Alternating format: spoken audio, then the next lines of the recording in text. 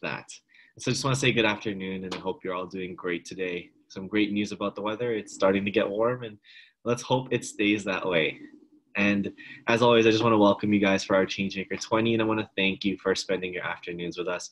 If this is your first time, this is our platform where we do chat with our subject matter experts in an open forum for all of you to ask questions and speak to them directly. And so to get us started, I'd love for you guys just to head on to the chat down below and just let us know you're here. Let us know what it's like where you guys are. Are you guys having great weather? Just give us like a yes, or it's sunny, or it's cloudy, it's very melancholic. Let us know. And also just a reminder, send out your messages not just to all panelists, but to all panelists and to attendees, and so that we can all engage in conversation today. Today we have Dr. Mary Donohue. Dr. Donohue is a social scientist. It's her job to know why we speak and act the way we do at work and how we can shift to be even more effective. She's also been named one of the most outstanding women in tech, top 18 most outstanding women in tech, and Diversity MBA's top 50 under 50. Dr. Donohue is a passionate advocate of revolutionizing today's workforce and training through technology and developing internal talent. I'm really excited to deep dive a little bit more into our conversation today, as it is a continuation of last week's conversation. And so if you weren't there, kind of give you a little bit of a brief. We go through the research that finds we only understand the meaning of an email clearly only 20% of the time.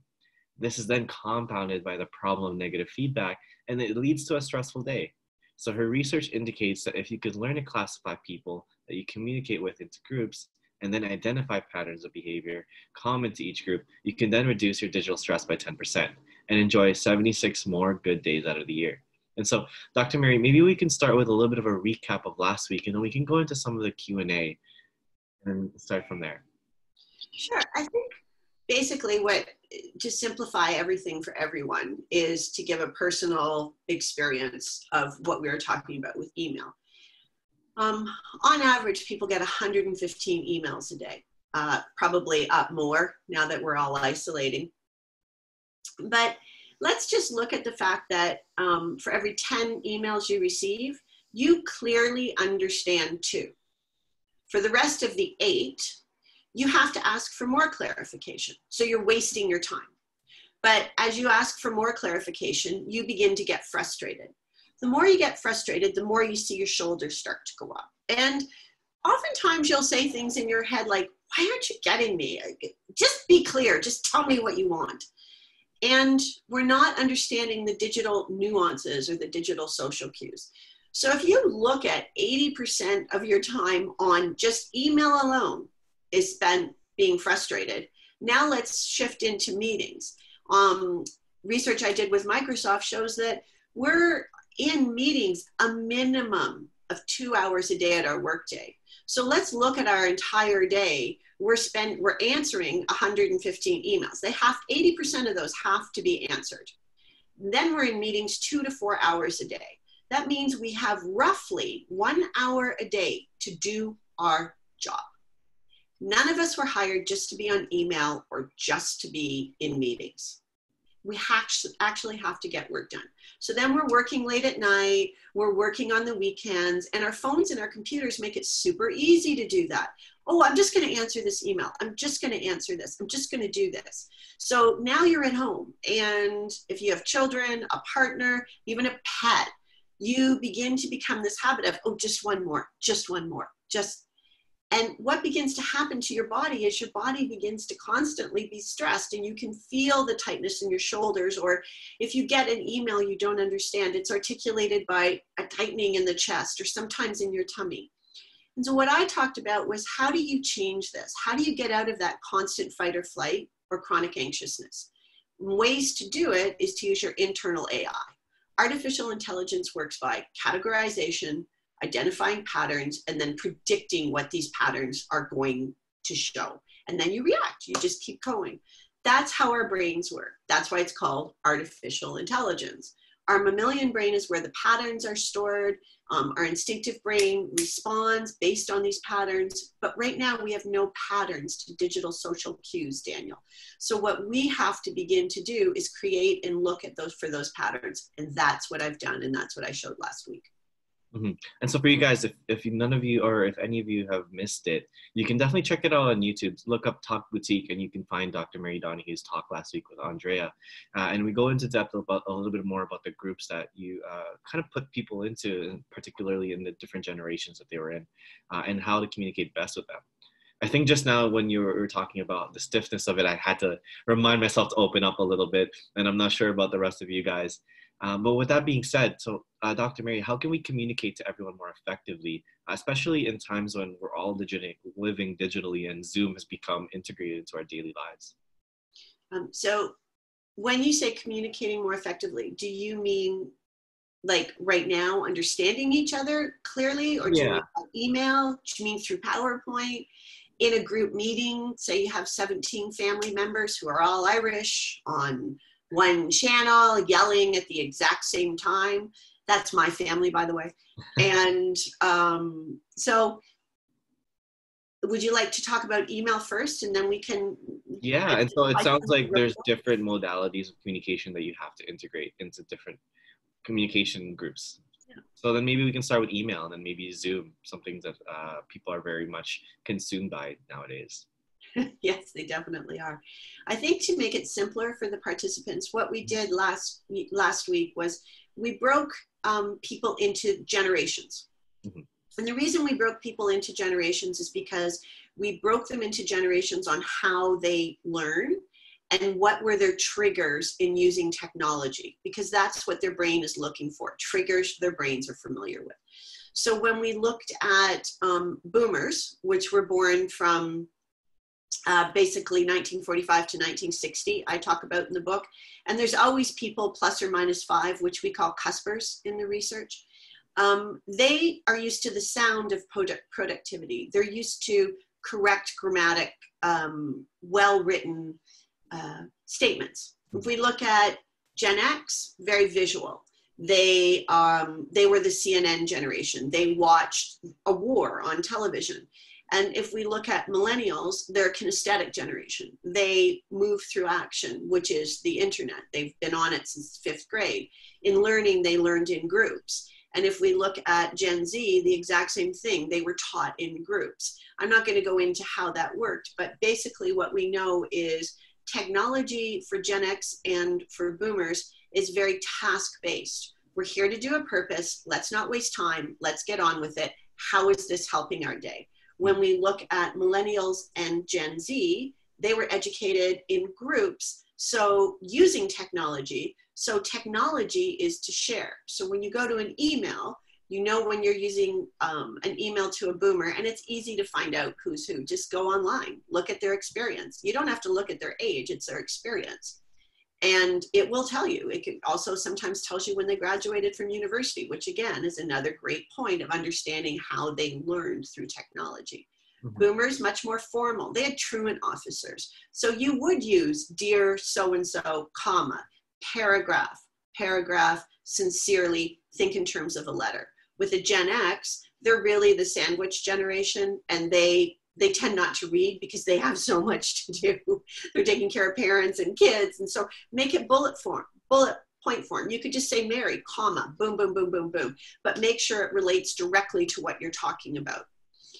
When we're talking with millennials, they're much quicker in terms of their use of technology. So it's got to be shorter, but much more focused in terms of task. I need this, this, and this. And then if we get to Gen Z, teaching them email has to become part of your onboarding because they're so used to instant communication, Daniel. Mm-hmm. So that's one of the quickest ways to start making a change and seeing patterns in your brain. Definitely. If we begin to look at Zoom, really interesting, boomers and Gen X aren't prepared for video. They're not fans of video. They have to get ready for video. They like to put, like if, you know, myself, I like to put lipstick on before a video. I don't know why, I just do. But my friends that are millennials are like, whatever, who cares? Like they're far more casual and relaxed. And I wish I had that attitude. But again, that comes from their education. They were allowed to call their parents' friends by their first names. Often they were calling their teachers by their first names or Miss Mary instead of the way it was in my case, like Mr. Donohue in terms of last names. And Gen Z are very, very comfortable because they grew up with FaceTime. So now once you begin to look at the comfort level, that tells you how to prepare for the meeting, Daniel. With the boomers, say, we're going to ask you to be on video. You will see 17 different screens. This is how you do this. This is how you do that. With Gen X, I need you on video at this time, period, end of conversation. Andrea used that with me. Okay, that's fine. Task, next, do. And so once you begin to see these different patterns, it's just like you now with me. I know you're listening. I see you kind of nodding, but I also see you looking down at the chat and what you're doing. And I have to keep in the back of my head that you're still listening. You're not ignoring me. It's the technology that's causing you to look down. You're not listening to me, because that's where that frustration comes back. Mm-hmm. And so what kind of, I guess we have to develop new cues for when we're having these kinds of conversations. So what are the more prominent cues that we have to choose to ignore, kind of what you said, the haters, distractions that we have to consider, but also that we can now look for when we're having these Zoom conversations that we can validate and say, okay, this person's still actually paying attention, or maybe that's not something you consider? I do. I talk a lot about it in the book. I talk about the 7 different roadblocks we face using digital communication, the stress on your brain, how your brain is basically broken, and how to fix your brain. Mm-hmm. So the first thing you want to look for is signs of assumption, which is people aren't understanding you. So you're looking for, you hear the same question time and time again. And it's rephrased each time. Clearly they're not understanding you. So you need to go back and set up, what is it that you're not understanding? Mm-hmm.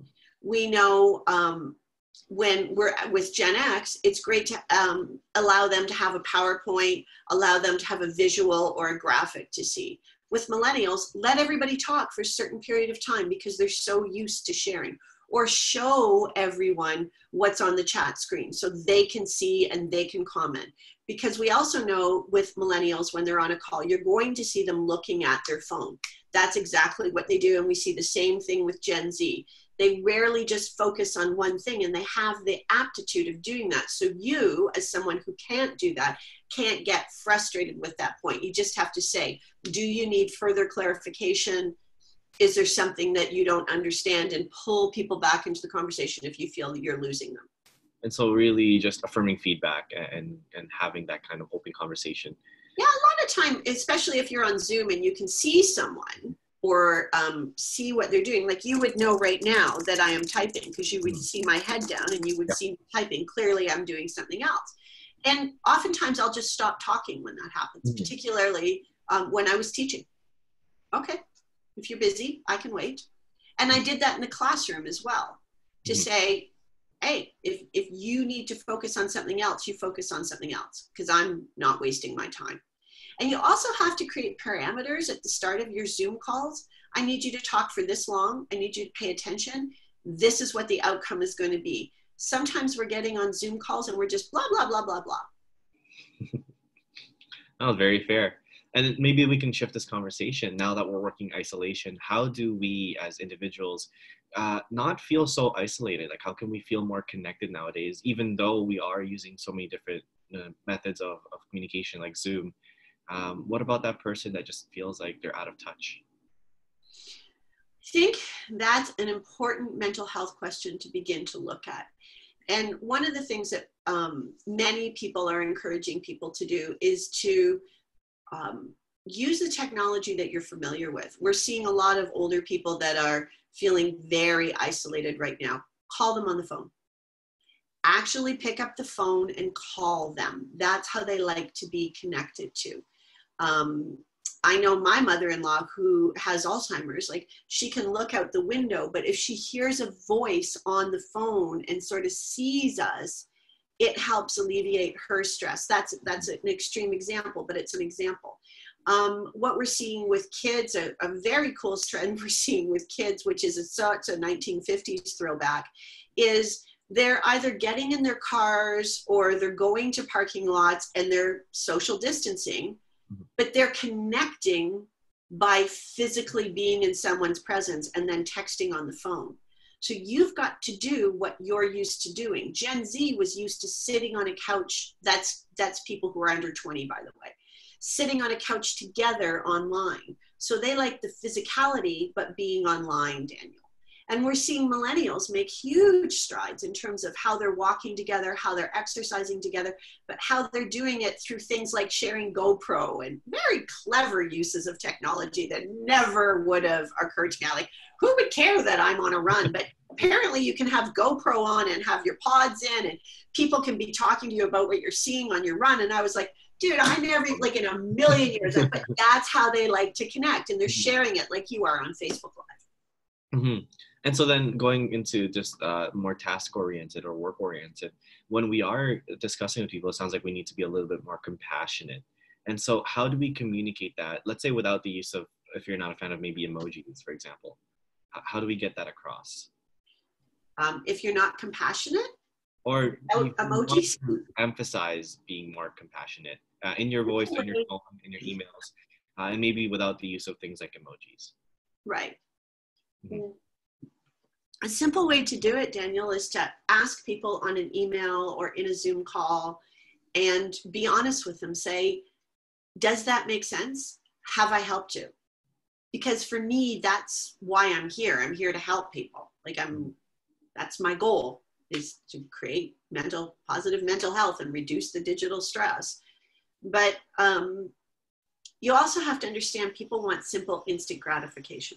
Mm-hmm. That's what we need during a pandemic. Just, we don't want to think about it. So sometimes you look at people and they're on camera with you, and like you and I both did, like when we really connected, when we talked about our dogs when we first met on camera, or just say, hey, how are you feeling? You look a little blue today. Or, wow, you look awesome. What have you been doing? Simple things that we would normally do at the office, we need to start bringing back.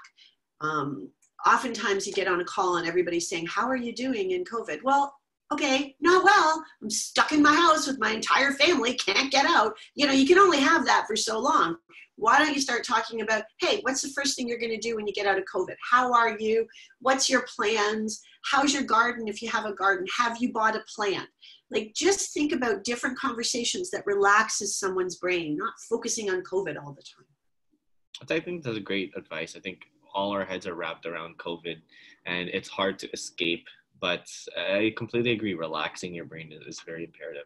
And so maybe Dr. Mary, do you have maybe one thing that we can leave everyone off that they can start implementing to start making a difference to help create 76 more of those days? Just one thing. I know it's hard with all the content that you have.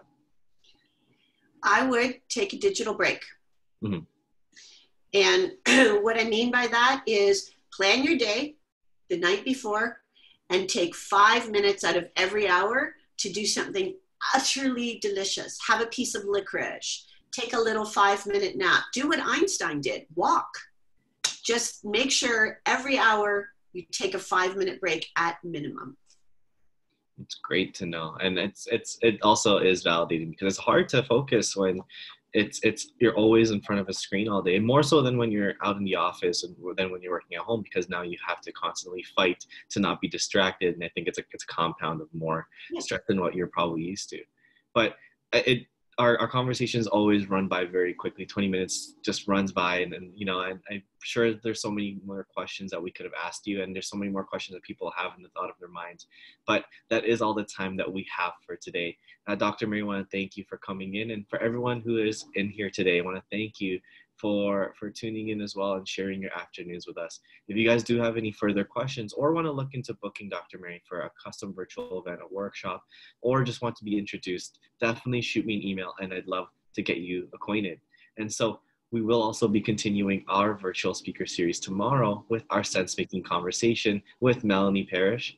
This conversation will be to talk about how an experimental mindset offers the best strategy for leading in a crisis. And we are going through, or to go into depth, to talk a little bit more about how old reactive leadership patterns that are getting in the way and adopt a new style that will allow you as a leader to foster international creativity and to solve challenges that some of you guys are facing that you've never had before. So once again, thank you again, Dr. Mary, for being here today. And for everyone at home, stay safe, stay healthy, and stay connected. We'll talk soon. Take care.